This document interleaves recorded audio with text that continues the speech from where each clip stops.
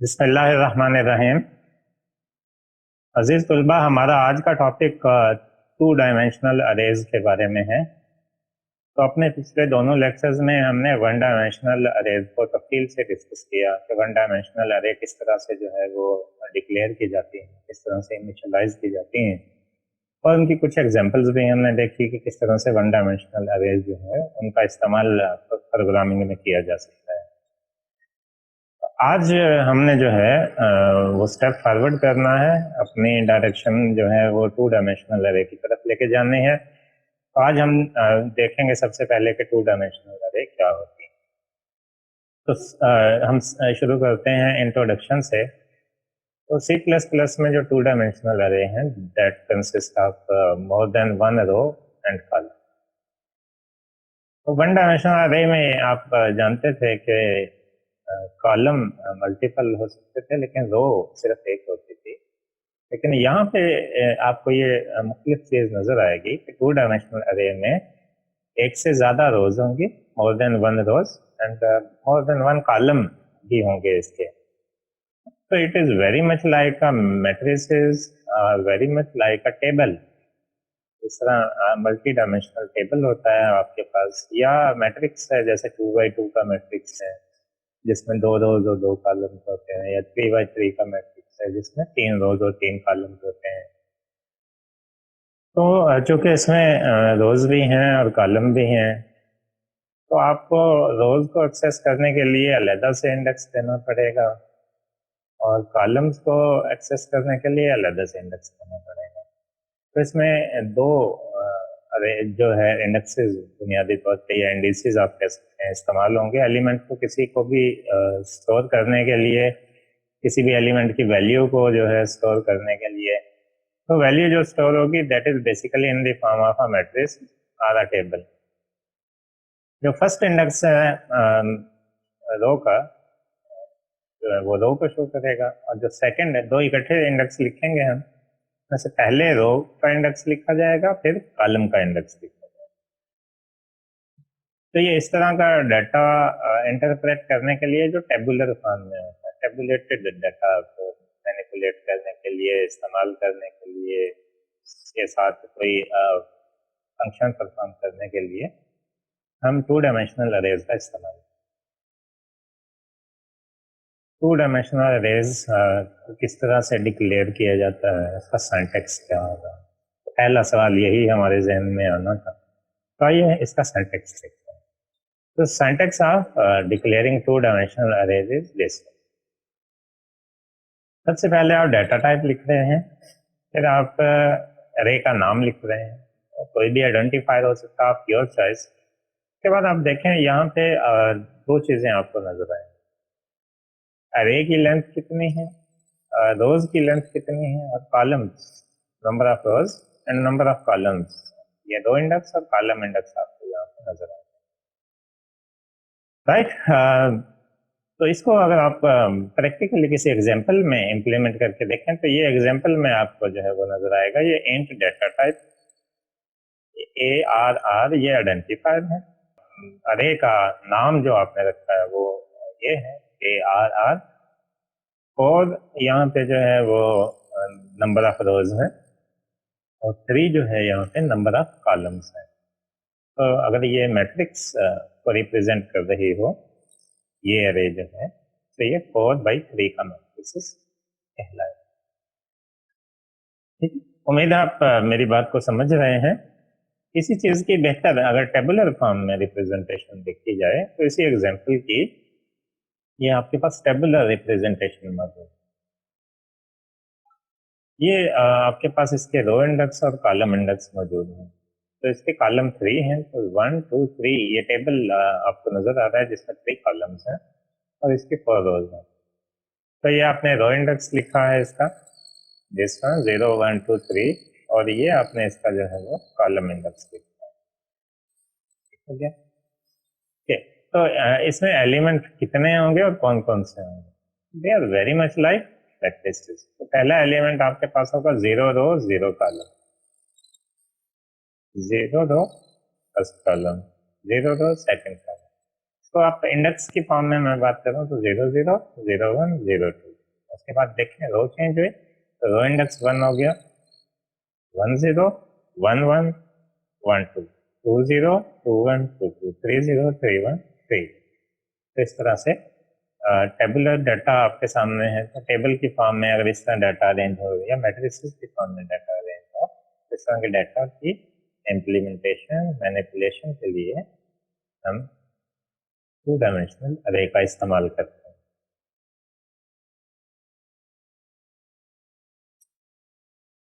Assessing each location or individual element in 2 dimensional, ये बिल्कुल उसी तरह है जिस तरह आप 1 डायमेंशनल अरे में करते हैं, बस फर्क लिखने का है, जो वे है आपका लिखने का उसका है कि वहाँ आप सिर्फ सिंगल इंडेक्स लिखते थे, यहाँ पे आप जो है वो रो इंडेक्स भी लिखेंगे और कॉलम इंडेक्स भी लिखेंगे। तो इन दैट केस आपने रो इंडेक्स भी मेंशन करना है, कॉलम इंडेक्स भी जो है वो मेंशन करना है, ताकि आप सही तरह से डिफाइन कर सकें कि जिस एलिमेंट के साथ आप कोई ऑपरेशन परफॉर्म करना चाहते हैं, जिस एलिमेंट को आप कोई डाटा देना चाहते हैं, कोई इनपुट देना चाहते हैं, या जिस एलिमेंट को एज आउटपुट लेना चाहते हैं, मल्टीपल वे आपके पास हो सकते हैं। आपने क्या देखना है कि वो जो एलिमेंट है वो किस रो में और किस कॉलम में मौजूद है। तो आप बताएंगे रो का नंबर ये है, कॉलम का नंबर ये है और इसकी वैल्यू ये है, तो इस तरह से आप उसको वैल्यू असाइन कर सकते हैं। मिसाल के तौर पे आप ये एक मैट्रिक्स ले लें 2x2, उसका जो है वो ऑर्डर है, रैंक है, 2x2 रैंक का एक मैट्रिक्स है। इसके जो है वो इंडेक्स जो है 00 बनेगा सबसे पहला, तो 00 है उसको आपने वैल्यू स्टोर कर दी 43, 01 बनेगा, फिर आपने 44 दे दी, 10, 56 दे दी, 11, तो आपने 72 वैल्यू असाइन कर दी है। तो ये बिल्कुल ऐसे ही है जैसे एक मैट्रिक्स में आप जो है वो मैट्रिक्स बना है, उसमें पहली वैल्यू लिखें 43, उसके सामने लिखें 44 और फिर दूसरी रो में आ जाए 56 और फिर 70।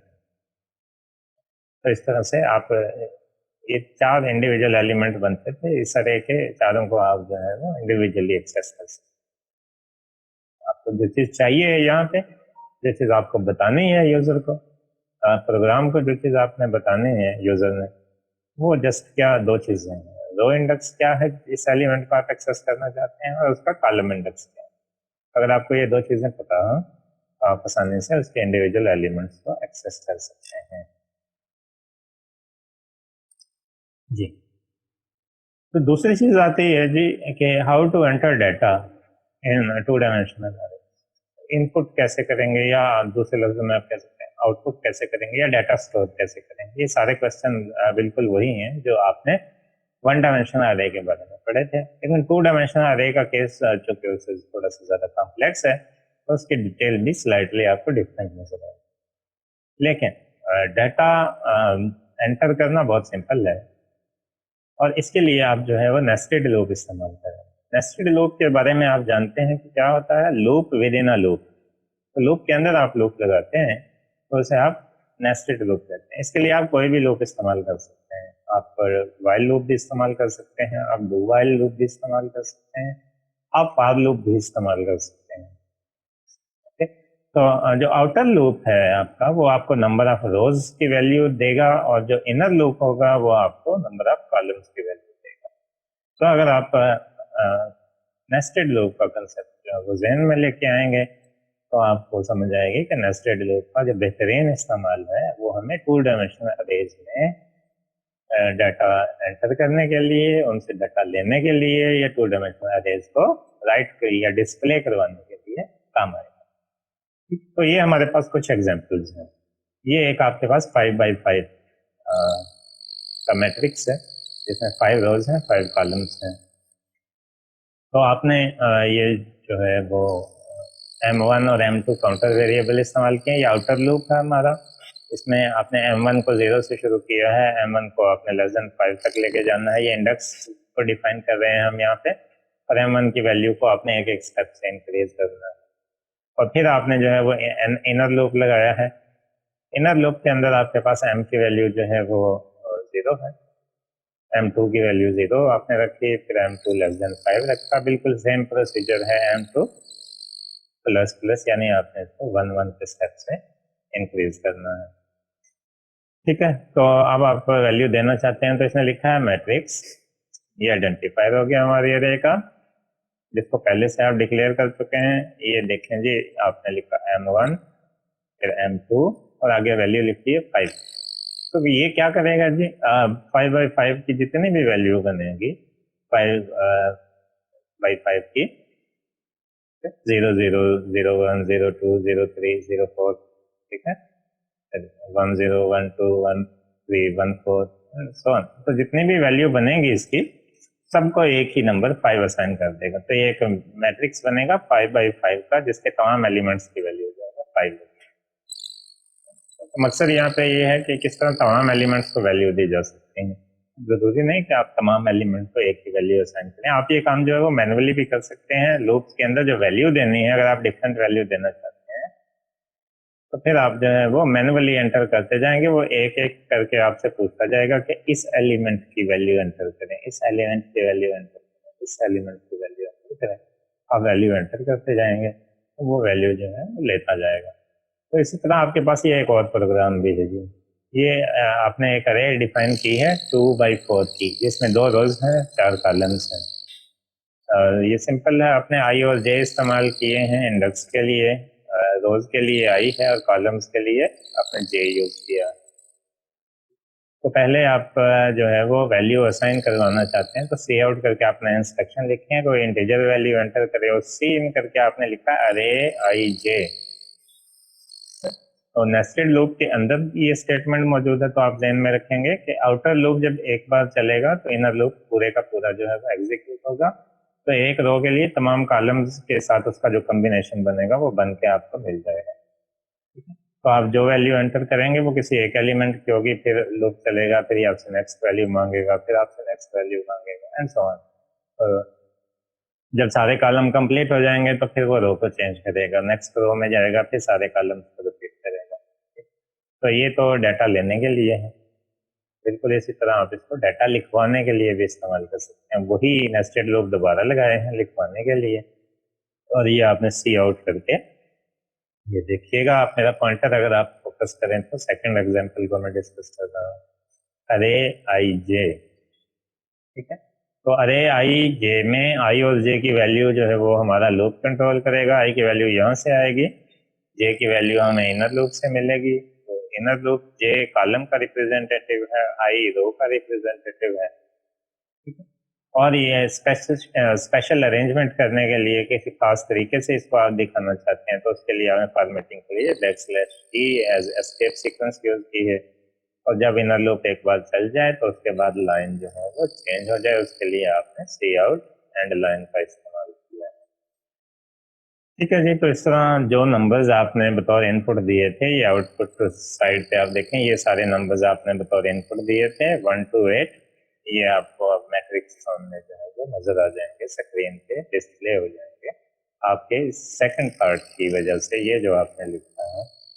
तो ये आउटपुट डिस्प्ले करवाने के लिए, और ये जो पार्ट था हमारा ये इनपुट लेने के लिए। इनपुट लेने के लिए हमने कोई फॉर्मेटिंग नहीं की, इसलिए ये लाइन बाय लाइन नजर आ रहे हैं। आउटपुट लेने के लिए आपने स्पेशल फॉर्मेटिंग की है तो ये आपको मैट्रिक्स फॉर्म में नजर आ रहा है। इनिशियलाइज करने के और भी मैनुअल वे भी हो सकते हैं, ये तो आपने लूप के जरिए डिस्कस कर लिया। तो इनिशियलाइज करने के मैनुअल वे भी हो सकते हैं। तो manual ways are very simple. आप हर रो को जो है तमाम रोज को जो है अलग अलग करली ब्रैकेट्स में जो है वो एनक्लोज कर देंगे। ठीक है, और तमाम जो ग्रुप्स हैं करली ब्रैकेट्स के अंदर उनको कॉमा से सेपरेट कर देंगे। जैसे ये आप देख रहे हैं, ये पहली रो है, ये दूसरी रो है और ये तीसरी रो है, और सबको जो है वो एक अगेन करली ब्रेसेस में जो है वो आप एनक्लोज करते हैं। एक ये वे भी इस्तेमाल किया जाता है, इसके लिए समटाइम बगैर इनर करली ब्रैकेट्स के भी इसकी इनिशियलाइजेशन की जा सकती है। तो बेसिकली यहाँ से साइज को देख के कि नंबर ऑफ रोज कितनी है, नंबर ऑफ कॉलम्स कितने हैं, वो खुद ब खुद भी डिसाइड कर सकता है। इसलिए यही काम आप जो है वो सिंगल लाइन में भी अगर कर दें आपका प्रोग्राम अंडरस्टैंड कर लेगा कि आपकी जो अरे है इसमें कितनी रोज हैं, कौन कौन से एलिमेंट हैं वो पहली रो के हैं, कौन कौन से एलिमेंट सेकंड रो के हैं, कौन कौन से एलिमेंट थर्ड रो के हैं, सो ऑन। ठीक है, डिपेंड करता है कि आपने जो अरे बनाई है उसमें कितनी आपने जो है रोज रखी हैं और कितने आपने कॉलम। तो इसी को मजीद अच्छे तरीके से इनिशियलाइजेशन को अंडरस्टैंड करने के लिए यहाँ पे मैंने एग्जांपल दिए। तो एग्जांपल है हमारी, write a program that initialize two dimensional array of 2 rows and 3 columns. This is our requirement. We have to write a program that initialize a 2-dimensional array. और उसके रोज और कॉलम कितने होने चाहिए? It should have 2 rows and 3 columns. 2 रोज होने चाहिए, 3 column होने चाहिए, और फिर उसको वो क्या कर दे, डिस्प्ले करवा दे। पहले ये वैल्यू ले ले, इनिशियलाइज करते हैं, और फिर उन वैल्यूज को डिस्प्ले भी करवा दे। ठीक हो गया जी। तो यहाँ पे ये आप देखिएगा जी, बहुत सिंपल सा प्रोग्राम है। आपको पहले कुछ वेरिएबल डिक्लेयर करने हैं और अरे डिक्लेयर करने हैं। तो वेरिएबल आप कन्वीनियंस है आई और जे ले लेंगे, आई रोज के लिए, जे कॉलम्स के लिए। और ये आपने जो है वो एक स्पेसिफिक अरे डिक्लेयर कर दी है जिसका नाम आपने रखा ए आर आर, जिसमें 2 रोज हैं और जिसके आपने 3 कॉलम्स रखे हैं, 2 रोज एंड 3 कॉलम्स, राइट। और इसकी आपने वैल्यू जो है वो 1 लाइनर वैल्यूज लिख दी हैं। तो इसमें 2 रोज और 3 कॉलम्स हैं, तो इसका मतलब ये डाटा 2 रोज में और 3 कॉलम्स में डिवाइड है। तो देखिए ये आपके पास टोटल 6 वैल्यूज हैं, तो हर रो में 3 वैल्यूज आएंगी, क्योंकि 3 कॉलम्स हैं आपके पास, तो 6 वैल्यूज हैं, तो आपके पास 3 जो है वो पहली रो की और 3 जो है वो सेकंड रो की वैल्यूज हैं। अब ये वैल्यूज जो हैं लिखवानी है आपने। इनिशियलाइज तो आपने कर दिया है, जर्नल वे इस्तेमाल किया, आपने कोई लूप का इस्तेमाल नहीं किया। हाँ, राइटिंग के लिए नेस्टेड लूप का इस्तेमाल कर रहे हैं यहाँ पे। तो ये आपने आई और जे के 2 लूप्स लगाए। तो बहुत सिंपल है नेस्टेड लूप अरेज के लिए लगाने। हमेशा 0 से शुरू करना है और जितने मैक्सिमम नंबर ऑफ अरेज हों उससे आपने इंडेक्स को लेस रखना है, less than number of rose and less than number of columns. ठीक है, उसके बाद सिंपली आपने डिस्प्ले करवाया है ए आर आर, ए अरे का नाम है, और ये आई और जे बतौर वेरिएबल यहाँ पे लिखे हैं ताकि इनकी वैल्यू ब्रैकेट्स के अंदर डिस्प्ले करवाई जाए, जबकि ब्रैकेट्स जो है वो इन्वर्टेड कॉमर्स में है, तो ये एज इट इज स्क्रीन पर प्ले करेंगे। तो आपको ब्रैकेट्स के दरमियान आई और जे वेरिएबल की वैल्यू जैसे जैसे लूप जो है इनकी वैल्यू को चेंज करेगा वो स्क्रीन पे नजर आएंगी। ठीक है, और फाइनली आपने ये जो देखिएगा अरे आई जे को स्क्रीन पे डिस्प्ले करवाया है, और उसके बाद आपने बैकस्लैश टी करके टैब दिया है ताकि डिफरेंट एलिमेंट्स के दरमियान सफिशिएंट स्पेस आपको नजर आए। तो जब इनर लूप कंप्लीट हो जाए तो फिर लाइन चेंज कर दे। तो इनर लूप किस चीज को कंट्रोल करता है? कॉलम्स को कंप्लीट करता है। तो कॉलम जब 3 हो जाएंगे तो लाइन चेंज हो जाएगी। ठीक है, इसका मतलब है कि फिर आपकी अगली रो जो है वो शुरू हो जाएगी। ठीक, तो आउटर लूप में देखें पहले 0 था आपके पास, रो इंडेक्स और कॉलम इंडेक्स भी 0 था। ठीक है, अब आउटर लूप में तो एक बार चलना है, इनर लूप में कंप्लीट चलना है। तो ये 0 हुआ तो पहली वैल्यू प्रिंट होगी 0 0। ठीक है, ये आई 0, ये जे भी 0। ठीक है, और यहाँ जो भी वैल्यू आपने ली हुई है कितनी है 0 0 इंडेक्स की 15, तो ये स्क्रीन पे आते ये रिजल्ट प्रिंट होता है। अरे 0 0 0 रो 0 कॉलम, इसकी वैल्यू 15। ठीक है, उसके बाद इनर लूप में अभी फर्दर चलना है, तो इसकी वैल्यू 0 के बाद 1 होगी, तो नेक्स्ट वैल्यू आपके पास आएगी 0 1 की। 0 1 की वैल्यू आप देखें यहाँ पे कितनी है 21, तो आपके पास स्क्रीन में प्रिंट होगा अरे 0 1 21।